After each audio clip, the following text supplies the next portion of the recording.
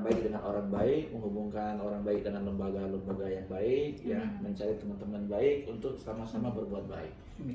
Seperti itu. Itu saja mungkin perkenalan dari saya. Apapun itu, dimanapun kita, saya yakin kita maunya sama ya kan. Sama ujungnya bareng-bareng insyaallah menuju ridho Allah Subhanahu wa taala. Wallahu a'lam bishawab. Itu aja mungkin. Assalamualaikum warahmatullahi wabarakatuh. Waalaikumsalam warahmatullahi wabarakatuh. Warahmatullahi wabarakatuh. Waalaikumsalam warahmatullahi wabarakatuh. Alhamdulillah, syukurlah. Salat serta salam kita bacakan ke baginda Nabi Muhammad sallallahu alaihi wasallam. Satu hal sih yang saya hari ini bahagia gitu ya bisa bertemu kembali, bisa berkumpul dengan Ustaz Zul sempat online ya. Bisa ditakdirkan bisa bertemu langsung ya. Alhamdulillah bisa berkunjung ke sini ke tempat usaha saya, bisa sholat berjamaah dan masjid berkah tempat ini ya. Selebihnya ya kita selalu yakin ya dengan apa yang Allah janjikan soal silaturahim ini. Terlepas nanti apapun caranya, insya Allah pasti saya setuju dengan apa yang disampaikan dari Ustaz Zul ya. Ya mohon maaf apabila tempat dan ruangannya tidak begitu begitu sesuai harapan. Namanya ini toko baru startup juga ya kategorinya gitu. Jadi saat pandemik itu saya coba buat satu startup lah ya dari 2020 ya sampai sekarang lah ada gitu. Yang alhamdulillahnya memang dirintis sendiri dari awal ya, sudah punya customer gitu ya, sudah punya produk yang diterima pasar.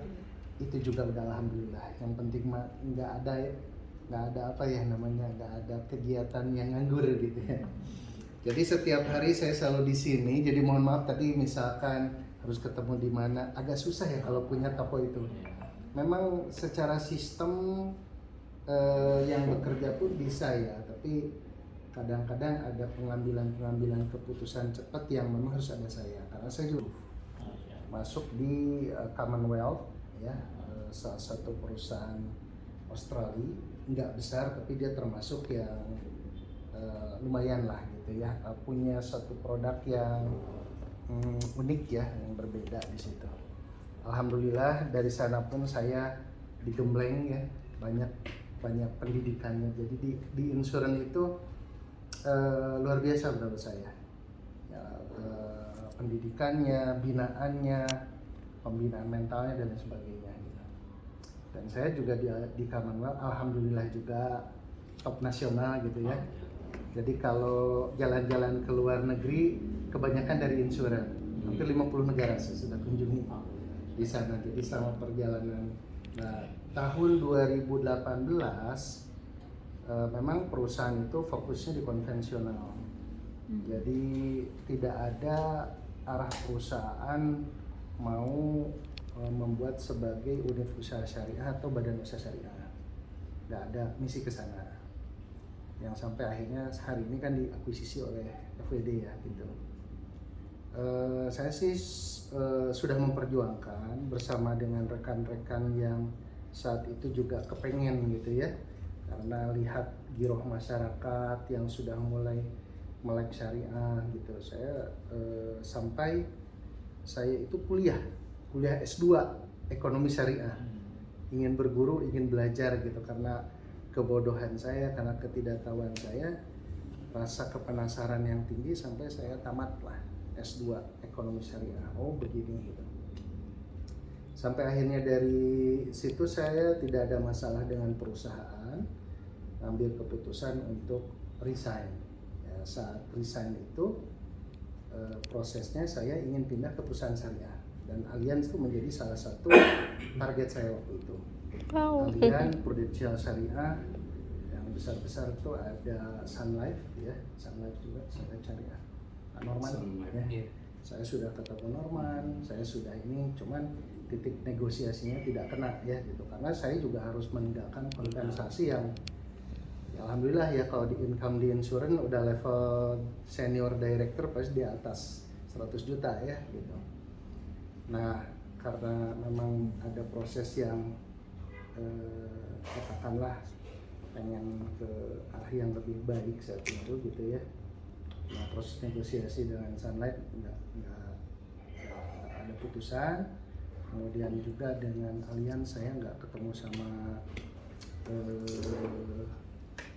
Benson Lee atau ketemu sama masih grupnya Denny Utama sebetulnya. Vision juga, tapi nggak sampai Vision. level ke Denny-nya lah, nggak sampai ke sana karena saya butuh kompensasi sebenarnya waktu itu gitu, karena saya bawa gerbong. Terus sempat ke perusahaan juga, cuman sampai level agency. Pernah juga saya ditawarin di Takaful Indonesia sebagai kepala cabang Jawa Barat. Tapi memang qadarullahnya jatuhnya di AXA. Nah, kenapa jatuhnya di AXA? Karena dulu ada corporate strategiknya AXA itu pernah kerja di Commonwealth. Lalu saya dipertemukan sama presidirnya Butang waktu itu. Dengan Utami. Dengan Utami. Bukan, Nah. Budi Tampu. Oh ya, itu syariahnya dia. Belum. Nah, Bu Cici sekarang Iya. syariahnya. Kemudian pindah ke waktu di Hilton itu kita ketemu gitu ya. Ya, alhamdulillah lah itu ada satu kesepakatan jodoh. Nah, akhirnya saya itu deal dengan AXA itu sebagai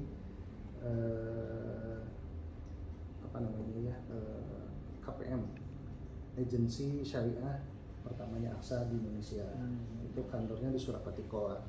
Gitu ya, membina tim, bawa 14 manajer, ya hampir 114 orang lah gitu ikut saya gitu, termasuk ya salah satunya Bu Lina gitu.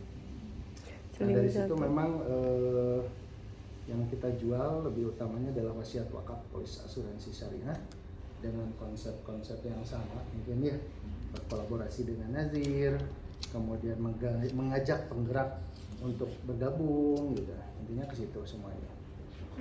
Nah qadarullahnya ketika masuk COVID itu teman-teman di tim saya itu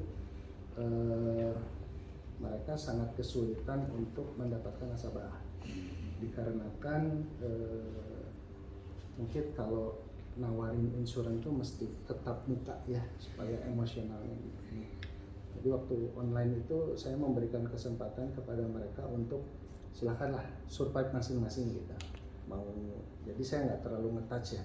Ada yang jualan apa termasuk saya lah gitu jualan ini. Jadi saya nggak fokus lagi di situ.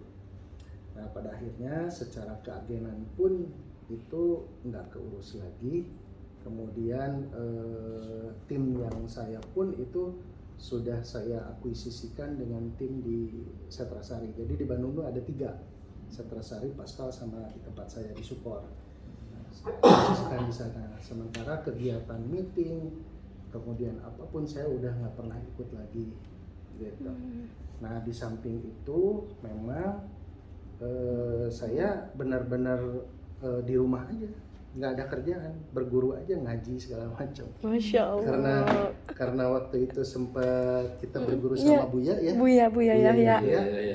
Itu saya diangkat Bu jadi direktur wakaf Aduh. di sana di Buya. Sama itu. Buya ya, alhamdulillah Diangkat nyambung menjadi tuh kan. Direktur wakaf, alhamdulillah bisa membantu sekitar 2 tahunan di sana. Di masa jabatan waktu itu ada saya tidak digaji, saya tidak diapa, hanya memang saya membaktikan diri. Alhamdulillah, alhamdulillah waktu itu memang bisa membantu fundraising ya dengan strategi digital. Ya, ada tipnya saya bentuk gitu. Nah dari keberkahan itu, ya saya ada usaha yang saya bangun, yang Fresco ini dari awal, dari keluar masuk pasar, dari modal pas-pasan. Ya alhamdulillah bisa jalan sampai sekarang. Jadi kalau bicara tentang ya polis wasiat wakaf polis asuransi syariah, yaitu pasti itu adalah suatu kebaikan. pasti itu adalah jalan yang memang harus terus lah gitu ya, harus terus ya. Bentuknya adalah dakwah ya, berjalan gitu ya. Apalagi secara insuran ini kan kelembagaannya jelas ya, clear, akad-akadnya juga ada ya. Balik lagi ke tadi, secara personal saya masih terdaftar sebetulnya di AXA, itu masih terdaftar. Masih aktif ya tulisannya? Walau alam sih Jadi tinggal dicek ya. gitu. Tapi nggak, karena saya beda sama Bu Lina. Kalau Bu Lina ini kan nggak ada komitmen dengan perusahaan itu. Kalau saya ada komitmen. Jadi ada komitmen yang mungkin kalau Denny Utama tahu lah itu komitmennya apa. Gitu. Nah itu aja yang satu agak sulit untuk apa ya. Sejauh ini pun sebetulnya saya usaha, mereka tidak mengganggu gitu, artinya membiarkan. Tapi kalau di industri yang sama